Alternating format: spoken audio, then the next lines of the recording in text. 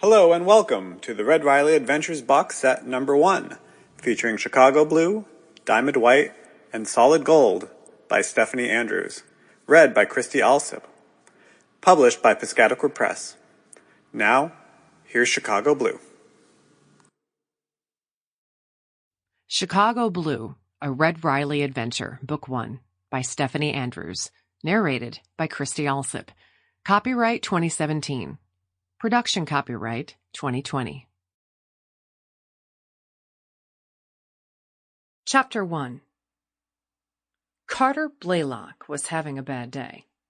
When he saw me burst through the stairwell door and into the hallway, one side of his face seemed to droop, like he was suffering a mini stroke of thwarted hope. He looked to the elevator door, but I was obviously closer. He reached toward his overcoat pocket, but realized that I had already drawn my service weapon. Instead, he patted his pocket idly, like an absent-minded old man looking for his glasses or his car keys. "This isn't my fault," he started to say, but I screamed at him from my position 20 feet away. "Shut up and don't move!" I thumbed the radio on my shoulder without ever taking my eyes off him. "This is Riley. I have him on 22. Request immediate backup." The call was just for a break-in, but the subject was listed as potentially armed and unstable. I didn't want to take any chances. "Listen. Shut up."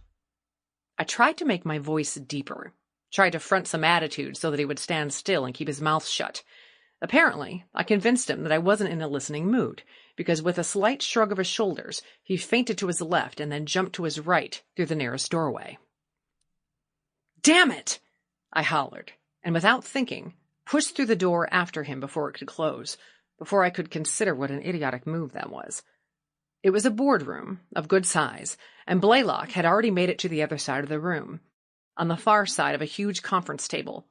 He must have slid across the top of it to have reached the other side so quickly. He wasn't more than 15 feet from me, but I screamed at full volume anyway. "Freeze! Show me your hands! Now!" My words echoed around the empty boardroom.